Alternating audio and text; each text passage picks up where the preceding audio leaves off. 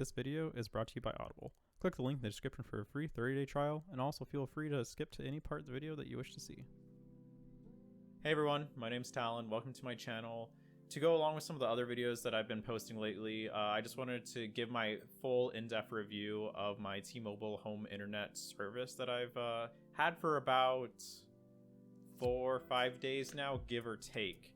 And I just wanted to give my backstory before about like my experiences with other companies and why I made that switch to begin with.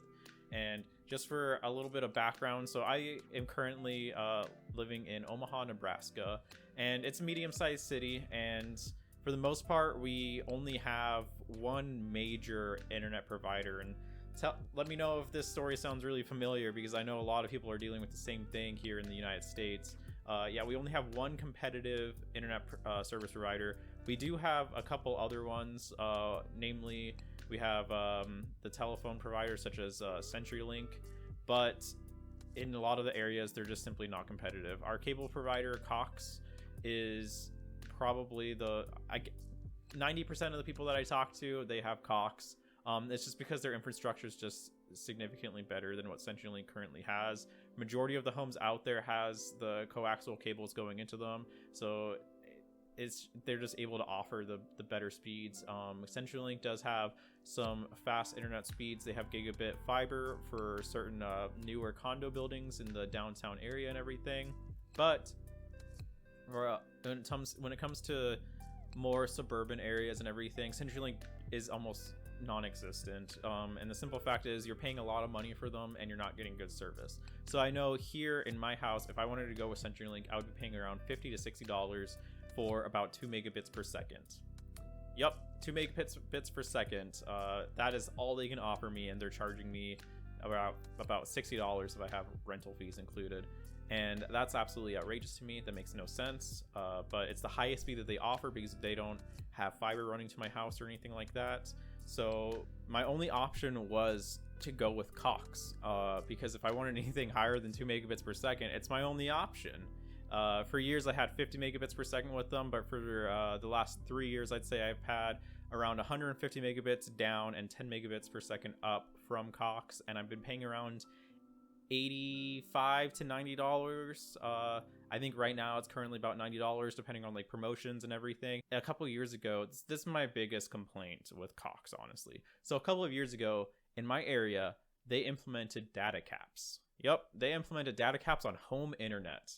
The data caps are it was 1 terabyte. They upped it to 1.25 for all plans, which is, I mean, nice. At least they're realizing that people actually use decent amounts of bandwidth. So they upped it to 1.25 terabytes a month. And before the data caps, I could easily reach that if I wanted to. You can download, I mean, just a couple of games. Just think of Call of Duty Warzone, for example. That's like 150 gigabyte download in just one game, and you're already at like the 10th of your data cap. Just one game. And that's ridiculous, honestly. If you go over that data cap, they charge you about $10 for every 50 gigabytes you go over. And they do have unlimited plans, but it's $50 a month for unlimited. That is insane. That is the same cost that some people pay for just their internet service in general.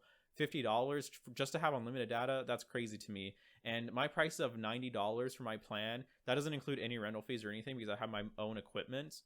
So it could really get outrageous. And like I said, there's no other option. You can't really say anything. Because yeah, you can go to CenturyLink, yay, 2 megabits per second. No. In the last couple years, yeah, there's been like satellite providers and everything that you can now get and everything like that, but it's satellite internet. If you want to do anything like game, stream, anything like that, the latency is just so bad. Yeah, you can get some bandwidth, you can download stuff, but the latency is just absolutely terrible. So it's not an option for me.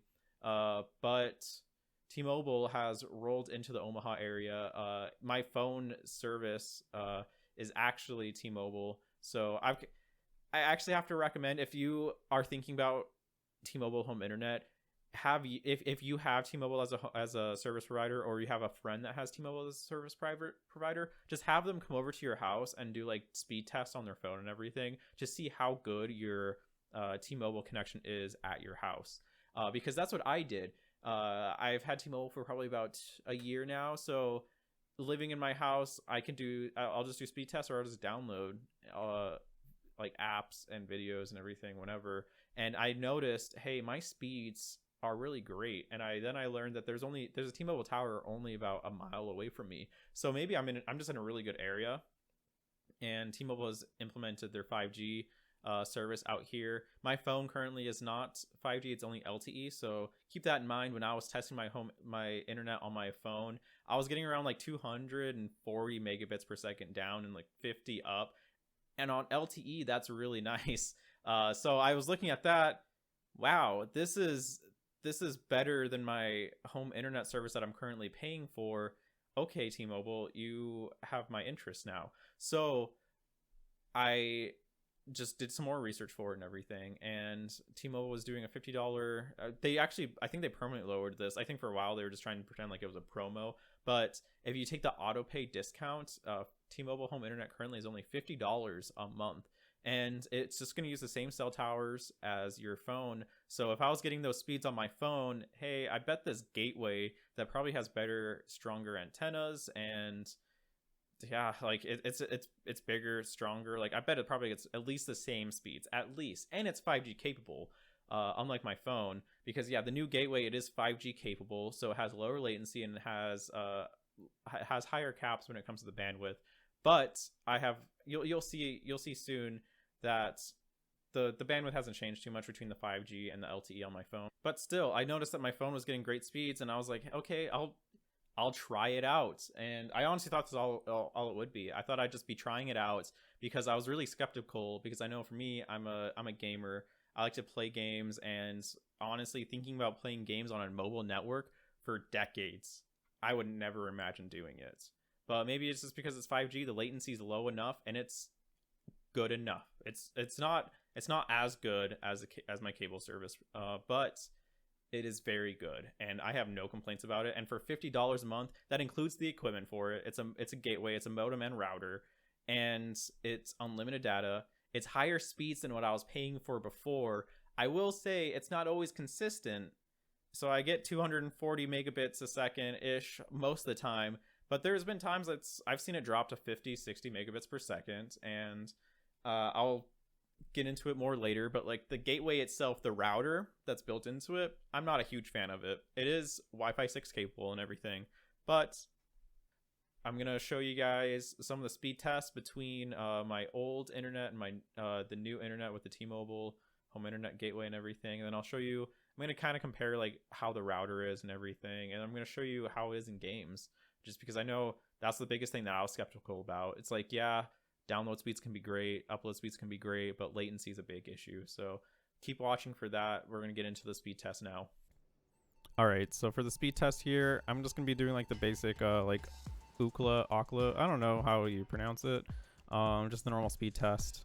And starting off, I'm going to be starting off with like my cable internet right here. You can see I'm going to get around 180 megabits per second, give or take, and around 10 megabits per second upload. Again, I pay for 150, so I'm actually getting better downloads than what I pay for. And also note the 8 millisecond ping, but also note that the server is here in Omaha, so it doesn't really have to travel all that far. So that actually helps out the ping quite a bit. So just keep that in mind for future ones. And then I'm also going to be using the Google, just the built-in like Google speed test, and then the fast.com speed test. So there's Google, there's the fast, and then here we go with the T-Mobile internet. So first thing you'll notice is that it takes a little bit longer just to start up the test in general. But also notice that the server is in Denver, so around 800 miles away, and that'll contribute to the ping as well. And I'm so glad I got this like while I was recording. So I just wanted to show it can be inconsistent, and this is probably the worst speeds that I've ever gotten. But I'm gonna run through the test a couple more times just because this isn't normally what I get. But you will notice the upload speeds, it stays pretty consistent around that 30 megabit per second rate. But yeah, the download speed for that test isn't great. And again, I'm going to use the built-in Google speed test, and I'm going to use the fast.com, and those ones are going to be a little better when it comes to the download speeds, as you'll see. So yeah, this one's a little bit better, not much, but better for the download. And this is again better for the download, but I didn't want to just do it that one time. It could just be a goof up. So I just wanted to do it one more time. Back again at just the normal Ookla speed test right here. Pings, is that actually lower than what it was? But you'll also notice at the T-Mobile one, the speeds it takes a bit to ramp up. So it's like ramping up right now. It's taking a while. The Cox one, it kind of just like went straight up to the speed and just stayed there. But yeah, this one takes a little while to get up there. But this test is a lot better, and it's a lot more consistent to like what I have been getting. I'm normally getting around 200 megabits per second or higher, and just know that this is on a wired connection right now. So after this test, I'm going to move on to testing the routers themselves, moving around my house and everything, just seeing how the connection is. So this is my standard, this is my router that I use for my cable internet right here. This is standing right next to it. This is now on my phone. So this is me standing right next to it. Around the same, it's pretty close to the same as the wired. This is in my basement, the worst part, like spot of the house that I get service. So this is my basement right here. The upload speed wasn't affected like at all. The download speed was affected a good amount, but it's still above 100 megabits per second. And then this is my T-Mobile right next to the router on my phone, using the Wi-Fi. So very good download speeds, very good upload speeds right here, right next to it. But then you'll see once I move down to my basement, download speeds took a major hit. Over 50% hit. Upload speeds to close to 50%. So in short, the router in the gateway, I'm not a big fan of it. It doesn't seem that good, especially for a Wi-Fi 6 capable router, and it's just all right. I was actually really surprised. I thought it would be really good because the router that I've been using, it's not a good router. If I remember right, it's like an Archer, like AC 1700 or something like that. I got it off Amazon for $70 like 4 or 5 years ago, actually, at this point. So it's not an amazing router. So I was actually really surprised by that. But if you have a great router, you can actually just connect this gateway to your old router, and you can just use that instead. And I think I might do that just because the difference in speeds to the basement, that's pretty major. And yeah, I think that I might just use my old router at this point, even though it's not Wi-Fi 6. I think it'll just benefit me. So just keep that in mind, that the router is not amazing. The router itself, I want to get into the more specifics about gaming because, like I said, this is the most skeptical part that I was. So this is what I was coming from. This is just a solo game of Warzone, so don't worry that I pretty much immediately left after this. I didn't ruin anyone. But this is what I left. I was hitting around, between 40 and 50 milliseconds. Give or take, not much packet loss. But for the most part, it was pretty good at gaming and everything. Okay, so funny enough, so skipping ahead right here, I can't believe I actually caught this while recording. So for years, I have had issues with my cable service where my latency just spikes like crazy, and I got it. It was great timing. So I was just saying how great my ping was, like between 40 and 50 milliseconds. Well, this happens. Look at that top left right there. Yeah, it goes well above 200 milliseconds. Yeah, that's not the first time that this has happened, and that shows that even cable internet can have major inconsistencies at time. Like I said, this is not the first time that this has happened. I've complained about this quite a few times between two multiple houses, and yeah, I'm glad I caught this like while recording. Don't pay attention to that aim, that was terrible. But yeah, I'm happy that I actually got this recorded right here. So we're gonna be switching over to the T-Mobile gateway now. All right, so here we are. We're in another game now. I switched over to the T-Mobile gateway, and in the top left, you can see the latency right there, and it's not looking quite as nice. So before we were between 40 and 50, now we're above 100 milliseconds, and I don't know, maybe we could have connected to a different server and everything too. This is the highest, I think, because I've been playing the last 4 days. I've been playing multiple games, Warzone, Halo, multiple games. And I think this is the highest ping that I've seen in any of the games that I've played in the last 4 days. So just keep that in mind. Mileage may vary. It could be better, could be worse.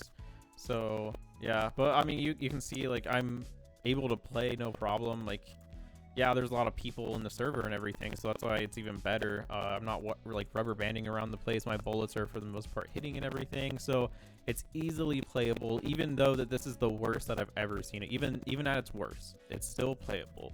So when it's when it's better, I mean, it's just a win. So just keep that in mind. The latency is worse, so if you're a pro gamer or something like that, you might get affected by it severely.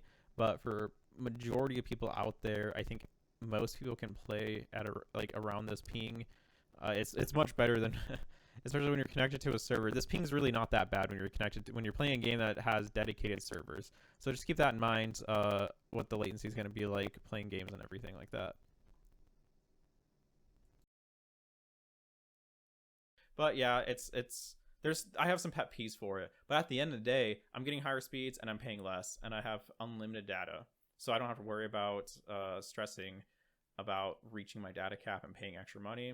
That's honestly, that's just peace of mind to me, and I can do so much more, especially because I have higher upload speeds now. I can stream if I want to. I can upload anything that I want. I can download. I can I can actually download games without worrying about a data cap.